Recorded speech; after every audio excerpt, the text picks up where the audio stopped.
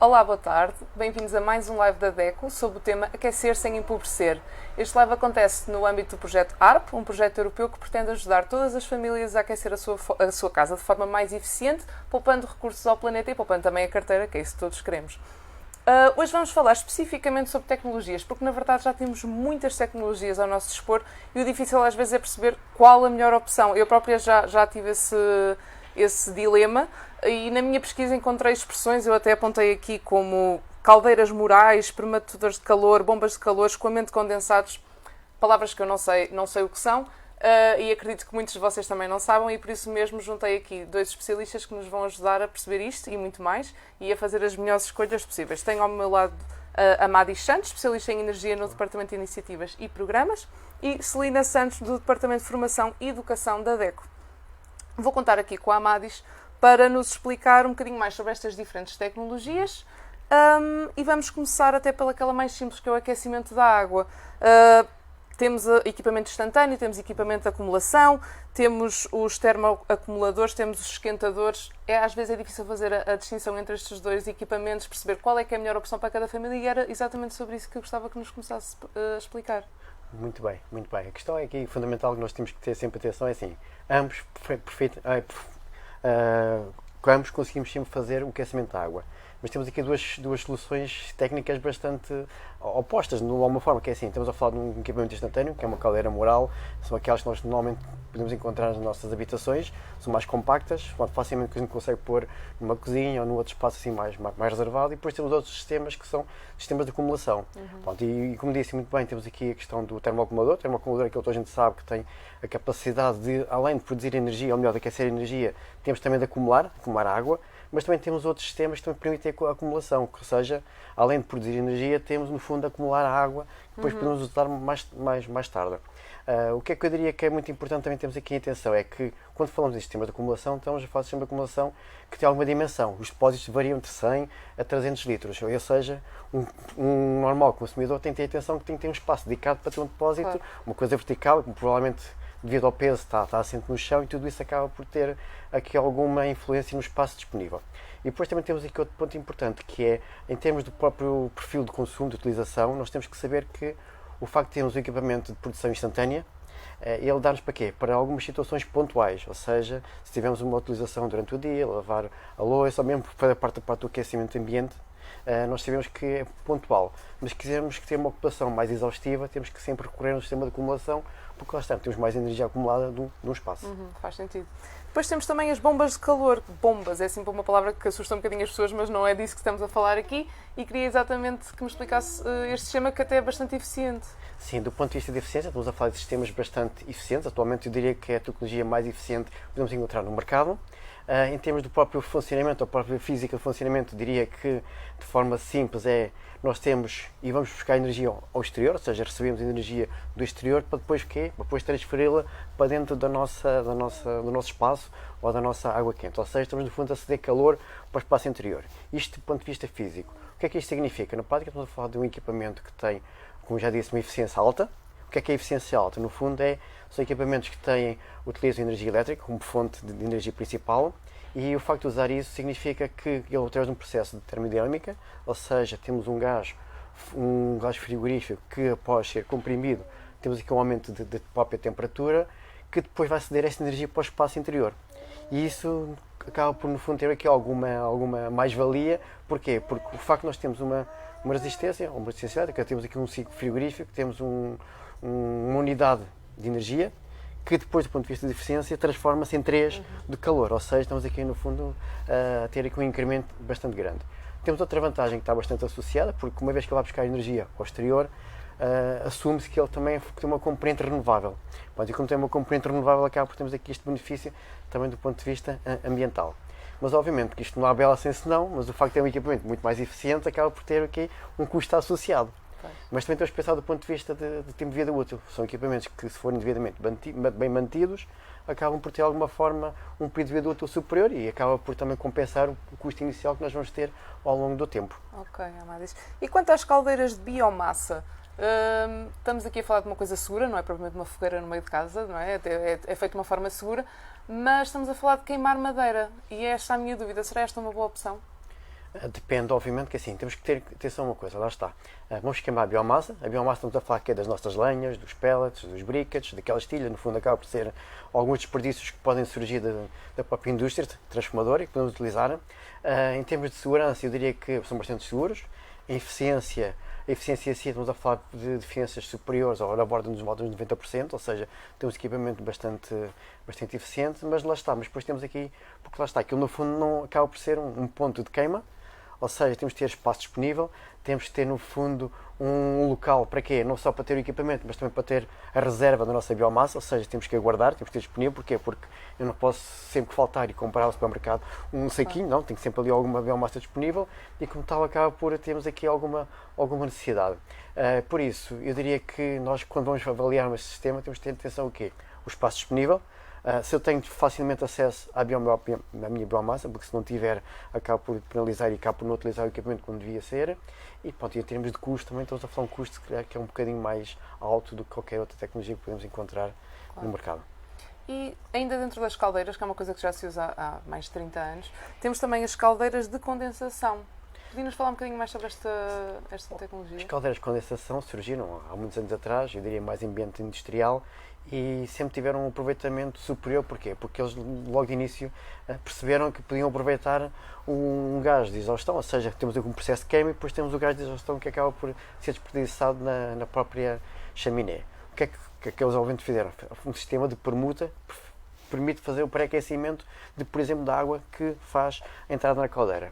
E obviamente que isto se traduz num pouco aquilo que acontece agora aqui na realidade, e a tecnologia evoluiu e o facto de evoluir permite nós termos soluções compactas que podemos utilizar no nosso dia-a-dia, na nossa casa, que no fundo garante que a água que chega à caldeira já vai a uma temperatura superior do que se fosse uma alimentação direta da rede e como tal temos aqui um benefício em termos de ganhos. Do ponto de vista de eficiência, já disse que é mais alta dos 90%, também estamos aqui a falar, e como podemos ver, biomassa, estamos aqui a falar também 90%, caldeiras de condensação 90%, isso depois acaba por ter uma implicação, mas em termos de utilização. Ou seja, se formos um bocadinho mais racionais, acabamos por beneficiar deste tipo de equipamentos que garantem de alguma forma aqui um benefício muito mais, eu diria, focado para a questão das poupanças ambientais. Boa, falta-nos só falar do solar térmico. Nós até somos um país com muito sol, não é? Mas é muito diferente termos o sol de Viana do Castelo ou do Algarve, não é? É um sistema que faz sentido instalar em qualquer ponto do país? Ou temos de ter isto em conta? Faz sentido instalar em qualquer ponto do país, independentemente seja no norte ou no sul, estamos a falar que é uma radiação solar, ou seja, temos energia que é de uma forma gratuita e sendo gratuita nós podemos utilizá-la. Provavelmente se calhar acaba por ser o parente pobre da energia solar. Porquê? Porque é mais valorizada a produção de energia elétrica do que temos um sistema para fazer aqui a produção das águas quentes. Neste caso particular, para utilizarmos águas quentes ambientes. O que é que podemos dizer assim? Existem diferentes tecnologias. Dessas tecnologias, exemplo, uma tecnologia que temos, por exemplo, um termosifão, que é no fundo o próprio equipamento que já tem um reservatório acumulado. Ou temos outro tipo de tecnologia, que é a tecnologia em que temos um conjunto de painéis, mas que temos uma acumulação num outro ponto, que é no fundo o que se chama circulação forçada. A principal vantagem, como já disse, é termos aqui o aproveitamento de uma energia que é renovável. Em termos de satisfação das nossas necessidades, temos de ter consciência que ele não satisfaz todas as necessidades. E lá está, o facto de estarmos no norte de Portugal, de facto no sul, se calhar no sul temos maior rendimento em termos de eficiência e de aproveitamento de energia solar do que temos no norte, mas eu diria que tipicamente estamos a falar de um aproveitamento entre 50% a 75% das nossas satisfações das nossas necessidades. O que é que isso importa dizer também? Que só por si não é aconselhável funcionarmos só com equipamento desta natureza, ou seja, temos de ter um sistema de apoio para aqueles dias em que nós não temos sol, ou estão cobertos, temos de ter uma caldeira, temos de ter outro sistema, um bomba de calor, um outro sistema que pode estar interligado, que pode, no fundo, fornecer essa energia adicional. Ok, Amadis, vou aproveitar que tenho um especialista em energia para lhe perguntar ainda se há mais alguma recomendação que queira dar a quem nos está a ver. Existe um conjunto de recomendações que eu acho que faz sentido atualmente, que é a questão das próprias necessidades, ou seja, nós quando temos as nossas habitações, os nossos espaços, nós sabemos muito bem que temos que ter atenção o quê? Que temos um conjunto de perdas. As nossas perdas são porquê? São pelos nossos vidraçados, pelas nossas envolventes, estamos a falar das paredes, das coberturas, dos nossos pavimentos, e é necessário fazer o quê? Uma avaliação para saber se podemos ou não melhorar, por exemplo, a qualidade do nosso vidraçado, substituindo por uns mais eficientes, utilizando, por exemplo, o sistema de classificação classe mais, que nos dá uma ordem de grandeza, o que é que a gente poderá economizar em termos de energia.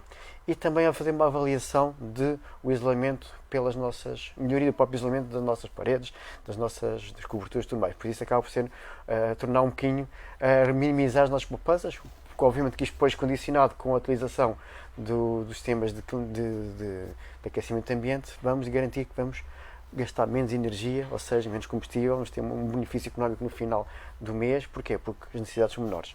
Depois temos outra coisa também que é muito importante atualmente, que é, sempre que quisermos fazer esta, no fundo, instalação do equipamento, ou propor esta coisa, é recorrer sempre a um técnico especializado. O que é que o técnico especializado nos diz? Aconselha-nos qual é a melhor tecnologia para a nossa solução e qual é que é, no fundo, também os benefícios que vou ter com a implementação desta tecnologia. E obviamente que também temos que pensar sempre, uma vez que estamos aqui em contextos de objetivos comuns em termos de próprias poupanças climáticas e tudo mais, é seguir um pouco sempre a utilizar ou implementar sistemas de energias renováveis.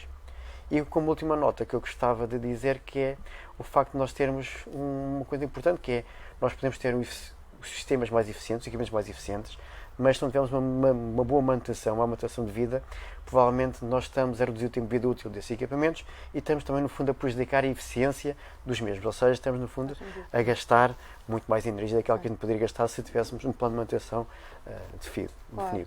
Claro. Vamos agora aqui passar para a Celina, agora que já temos noção de todas estas tecnologias, não é? Vai ser mais fácil para o consumidor usar a ferramenta ARP, que vamos agora falar um bocadinho mais, e saber o que tem e aquilo que pode ter e como é que vai ser feita essa mudança. Vamos falar um bocadinho melhor sobre agora sobre é mais fácil, claro, com a explicação da Amadis sobre as tecnologias, mas já era muito fácil usar a tecnologia, a aplicação, para ver qual era a tecnologia mais adequada a cada casa, avaliar os equipamentos que tem e também saber as soluções de substituição adequadas. Para os consumidores é fácil, basta ir a aquecimentoeficiente.adn.pt e entrar na secção de simulação, e a partir daí vão ter acesso à ferramenta online. Nesta ferramenta vão poder introduzir dados sobre os seus equipamentos. Primeiramente têm que dizer quais são os equipamentos que têm nas suas casas, vão ter que dizer onde moram e também que zona climática moram, como vimos já no primeiro live, a demonstração que fizemos. Para poder também a ferramenta calcular qual é o sistema, a etiqueta energética do sistema instalado, vão ter que dizer o que é que tem instalado, para quantas pessoas esse sistema está a servir, quando foi instalado e se tem manutenção, porque a manutenção afeta, como já dissemos hoje, a eficiência dos equipamentos. A partir daqui vão receber a etiqueta energética. Volto aqui a partilhar a etiqueta energética do nosso primeiro live, que era de um termoacumulador com 20 anos, muito pouco eficiente, com 34% de eficiência, uma etiqueta D.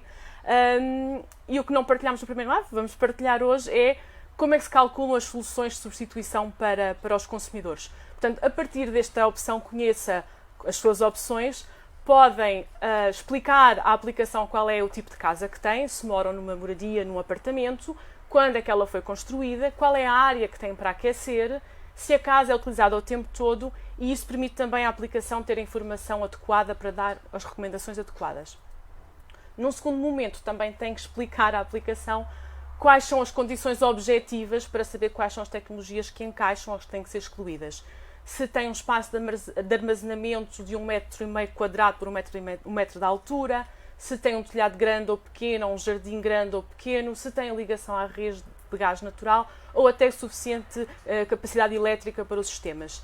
Esta é pouca informação que é precisa para a aplicação fazer as suas contas e apresentar aos consumidores as soluções de substituição mais adequadas. Elas são dadas por 3 tipos de ordenamento. Uma delas, e a mais importante talvez para os consumidores, a redução da fatura de energia. No caso que temos aqui, por exemplo, são 11 mil euros de poupança por ano. Pode ser pela redução das emissões de CO2, também por ano, ou a redução do consumo energético. Portanto, os consumidores poderão saber qual é a melhor opção nas suas diferentes preferências ou prioridades. Para terminar a simulação, podem aceder à tabela completa, com todos os detalhes sobre as soluções apresentadas. Podem entrar no guia para o aquecimento eficiente, onde tem links para profissionais certificados, para os fundos que existem atualmente para apoiar a eficiência energética, ou até para a Casa A+, por exemplo, para trabalhar em questão da eficiência energética das casas. E podem finalmente descarregar o relatório em PDF para levar a um profissional para seguir este aconselhamento. Como já dissemos, a ferramenta, sendo muito rigorosa, ela não consegue captar tudo da casa das pessoas e, portanto, precisa de um aconselhamento in loco, de alguém que vê a casa, conhece a casa e consegue apanhar ainda mais especificidades das próprias casas. E é isto. Com tempo, com ferramenta, com dados, com informação, os consumidores podem planear e poupar a energia do ambiente. Muito bem, obrigada Celina, obrigada Amadis. Eu própria aprendi imenso hoje, não sei quanto a vocês, eu já tinha feito esta simulação, vou voltar a fazer agora ainda com mais conhecimento e é isso que aconselho todos aí em casa a fazer também. Experimentem, aconselhem amigos, familiares, acho que todos temos a ganhar em aquecer a nossa casa de forma mais eficiente, obviamente. E juntem-se a nós no próximo live, onde vamos simular esta transição entre uma tecnologia e outra, vamos conseguir ver isso tudo ao pormenor. E os nossos lives ficam todos guardados no Facebook e já agora sigam-nos nas redes sociais. Boa tarde.